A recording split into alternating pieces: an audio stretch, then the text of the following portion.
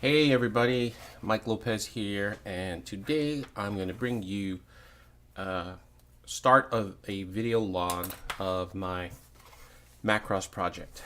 And what I have here, if you see on my Facebook page, I got this for my birthday this last year. It is the 1/4000 scale Macross Movie Edition SDF 1. I don't know what I would call it, battleoid mode or battle mode, or they call it storm mode. It's a really great kit. It stands around from the toe to the tip of the antennas up here, 12 inches, just almost exactly 12 inches. It has some articulation in the arms.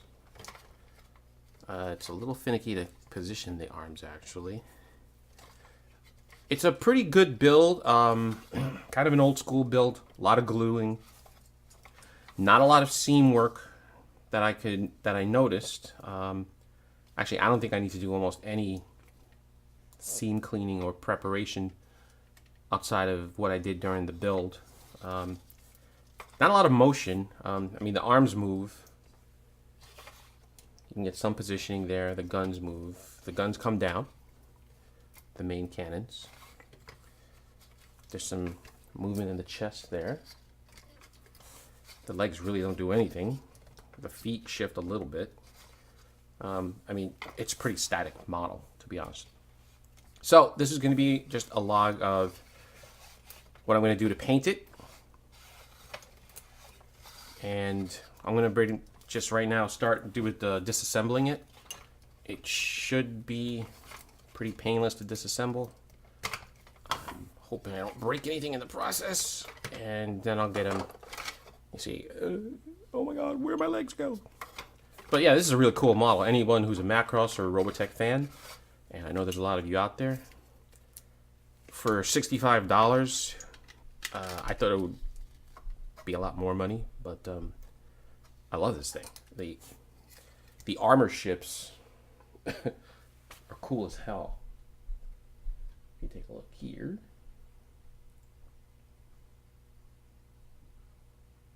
better detail. Now here's only one thing that kind of pissed me off, pardon the language.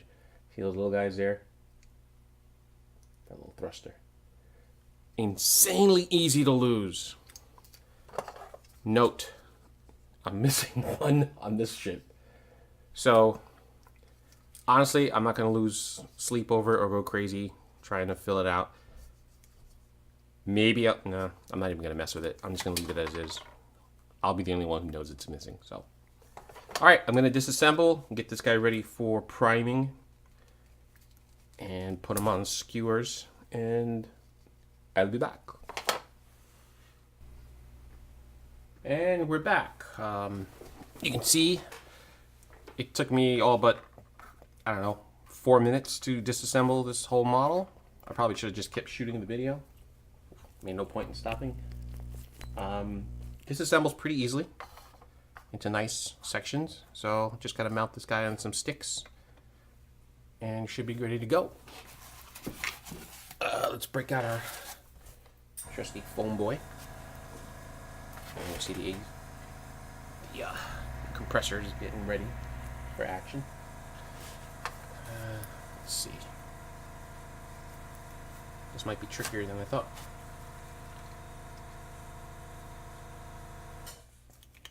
Oh, that'll work.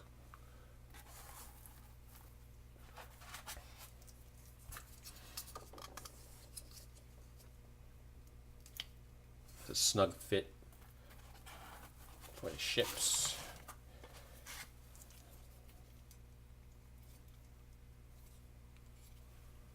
I got too many skewers in this thing.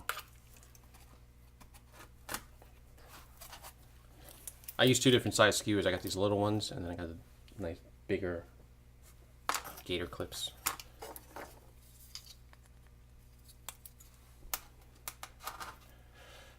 Preparation part is always interesting, so I should be able to.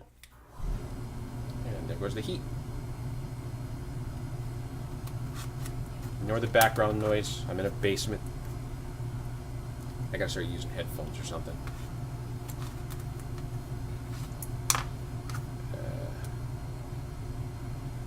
This is alright because I don't want to get too much paint on the pegs anyway, because we'll probably screw up the fit.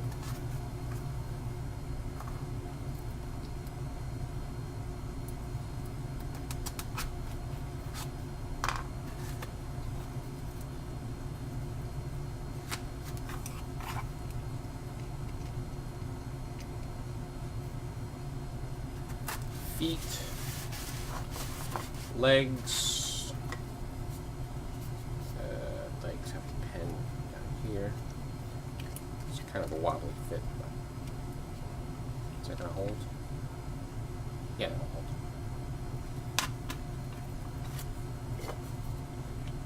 Gotta get a quieter water heater. Jesus.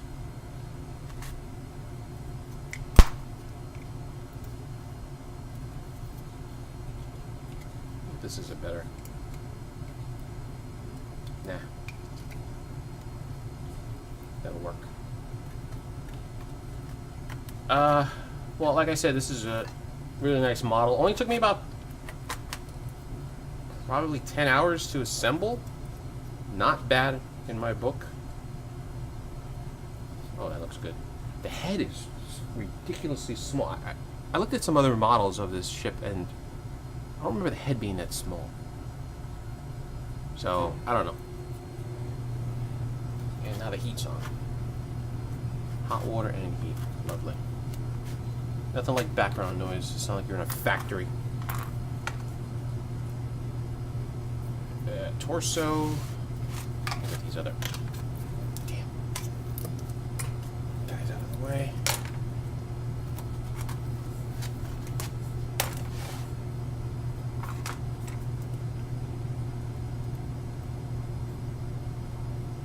Alright. So what I'm going to do with this guy is I'm going to see if I can do the majority of... I'm on the fence actually. I don't know if I should just prime it all black and get a really... work back, work the normal way. Not backwards, work the normal way towards pre-shading. It's kind of a pain in the ass, to be honest with you. I think I'm liking post-shading a little bit more, only because I can get a stronger contrast effect. And doing, basically with the washes. I might just try to get as much detail in, or get as much color in one shot with just the primers. I'm gonna use the Stynylrez primer from Badger. Because so far I haven't had really too bad of an experience with this yet. And got all three colors, main colors. I think I'm gonna mix. I think I might hit it, the gray parts, or hit the whole thing with this first, with gray, and then use the white and mix a lighter gray to hit it with highlights, and then the darker parts, which is only a few of them, I might prime those black and build up. So let me get this guy ready, and we'll be back with primer. Alright, we're back. Get ready for some priming. We're going to use, like I said, Stynylrez gray primer, and I'm going to mix up some white to hit it with some highlights, because I want to do as little painting as possible. I probably want to do get the most out of the primer. And I think I'll do the dark gray parts black.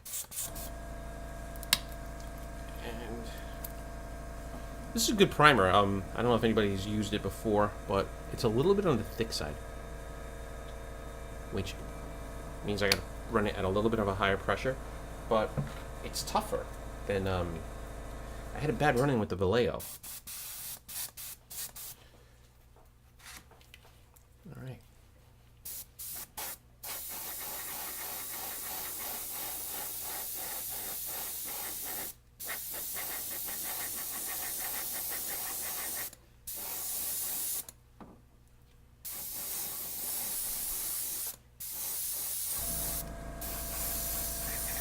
Oh, you know what? I forgot to put the stupid spray booth on.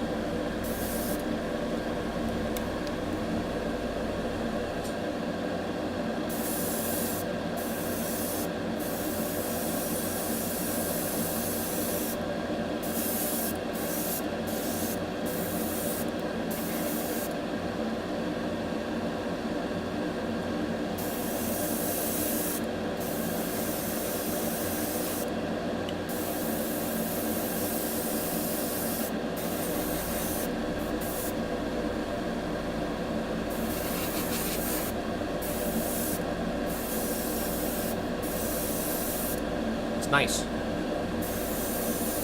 think I'm gonna have to do a lot to make the primer work here.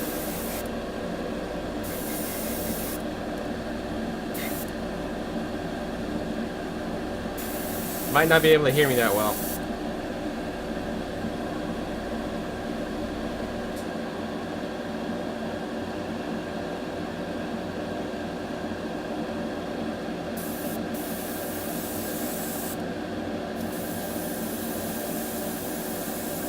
Yeah, I know, I put a fingerprint in it.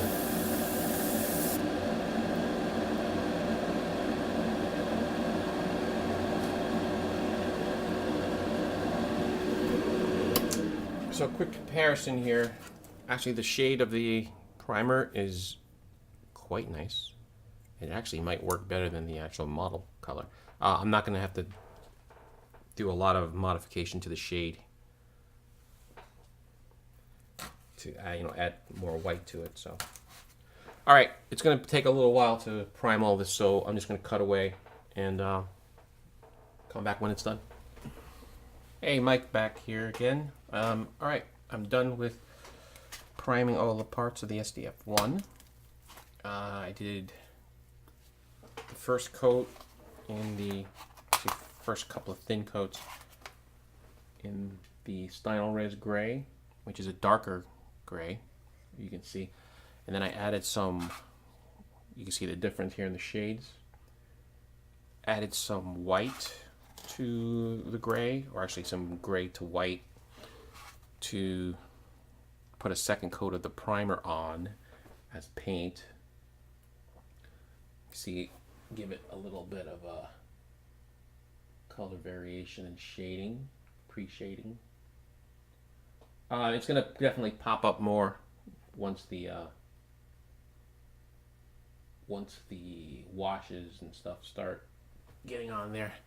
But yeah, this is looking pretty good. The legs are the tricky part, because this middle part here is going to be a whole different, it's the gray of the rest of the ship, and then it's going to be this dark blue gray. So I'm going to have to mix up, I think, a custom shade of blue gray for those colors for the rest of the dark parts of the ship, because I don't have any color that comes close to that. Actually, I got a couple of colors that do come close, but they're not close enough. So I'm gonna let the primer cure for a couple of days, and then I'm gonna come back to this. Basically, yeah, the light gray parts are actually ready for. I'll do some detail painting before I start doing any washes or paneling or anything like that, and then I'll seal them and go on with the process. All right, this is looking good so far. So tell me what you think. All right, bye. Oh, focus, focus.